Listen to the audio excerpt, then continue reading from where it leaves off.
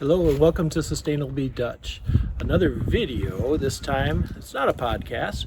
Going to be talking about electrification, but in a different perspective. One of the things that I've been reading about, and I'm sure a lot of you have if you've been following anything sustainability, is induction. And they sell these nice induction heat plates, which you may have heard on the podcast, Sustainably Dutch, when we were having Will Gallmeyer over to talk with. So one of my hobbies is making maple syrup.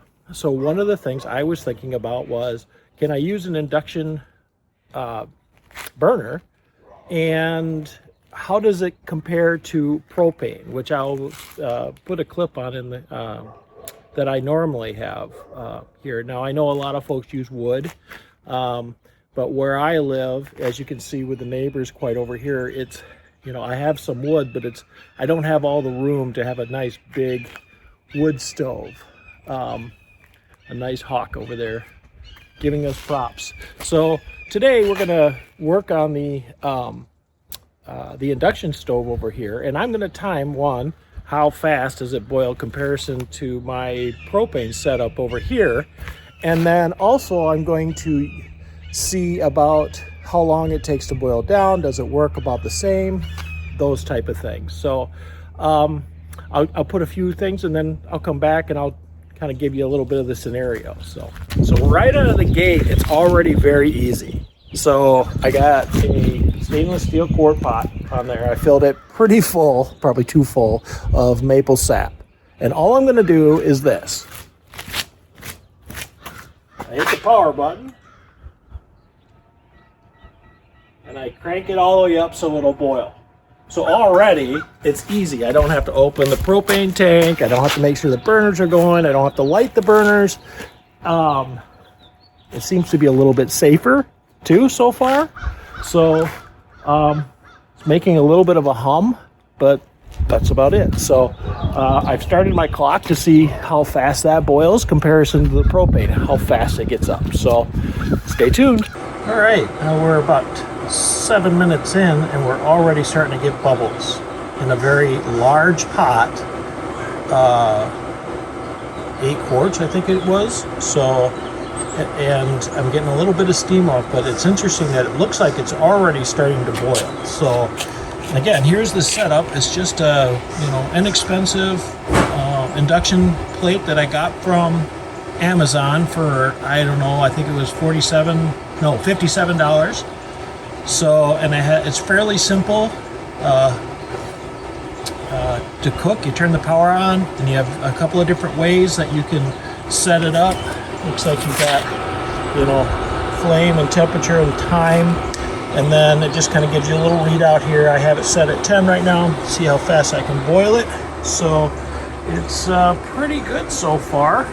I'm really impressed so far with the quickness of boiling this amount of sap, which is pretty impressive. Boil here for quite a while, for a little while, not quite a while. And I don't know, this is, I can put my hand right on the, right next to the plate here. It's not hot at all. And right here, as you can see, I can control the temperature, the time. They have different ways to go with this. So I can hit temperature just like a setting or a timer on it. So this thing is really working really well. So far, one of the biggest things that I can see is keeping the boil going at a certain temp, and it will be good for when I get down and I actually have to boil it and get it ready for canning. Or I use mason jars, but to put it in there. So I want to keep it at about 290 degrees. So to be able to keep this at a certain temperature is going to be great.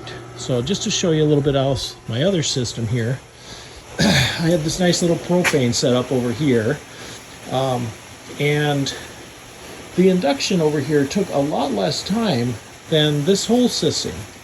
Now, I got 2 burners. I got a big, one of the things that I can definitely see that I would like to have is if I can get a couple of these those burners isn't the biggest. So I would have to do some stove to get like a big plate like this. But one of the biggest pieces that I like is I can show you. I mean, I have a tank of propane that lasts me a certain time, and I got to get it. So I usually have three tanks that 3 or 4 that I use through the season. So to be able to plug it in, that's all it is plugged in and go, and continuously, and not have to worry about propane, not worry about any storage, extra tanks and everything. It definitely, induction so far is the way to go. Now we'll see if it can put up with a full boil all the way down and timing. So okay, we've been boiling now for about 3 hours. That's my dog over there. Hi, Joey. All right, so it's still boiling. I've been adding stuff to it, you know, what's been going on.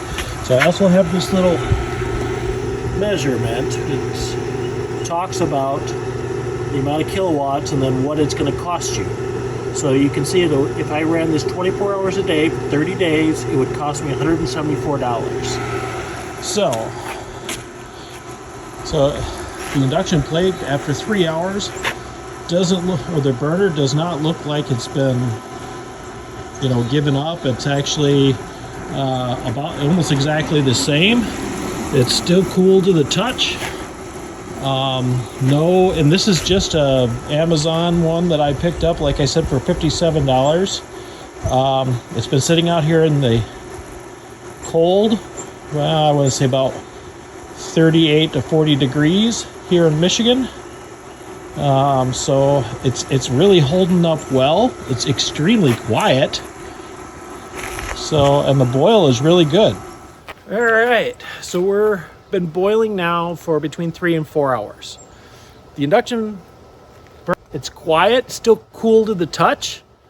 The heat is completely the same, which is going to be good when I bring it inside, because that's the other thing. I take this thing and I can bring it inside, keep the heat steady at 219 degrees when I put it into my jars and seal them up. There's no noise for the most part. There's a little bit of a fan that's going, unlike my propane, which has a type thing. I didn't have to go to the store to get a propane tank, which isn't too far away, but still, you know, whether you fill it or you exchange it, it's time. It's bringing it there, bringing it back. So I'm not burning a fossil fuel in my yard. No, yeah, if depending on where you get your electricity from. And I did the math on the electricity. I'm only spending, so right now, if I had this thing going for 4 hours, which is my normal, would only cost me $1 a day. I believe for the size that I want, for more surface area for a boil, I would say it would cost me $1.50, $1.75 a day if I got the size that I want. It's just an inexpensive $57 induction burner that I bought on Amazon. So I'll make the money back pretty quickly on that if I were to sell my sap. Most of the sap I give away, because I'm just a small time. I only tap 8 trees. But I didn't have to go anywhere to go get I didn't have to exchange it. I didn't have to chop up the wood. If a lot of you I know do wood burning, I didn't have to haul the wood up. So to me, from a cost, labor standpoint,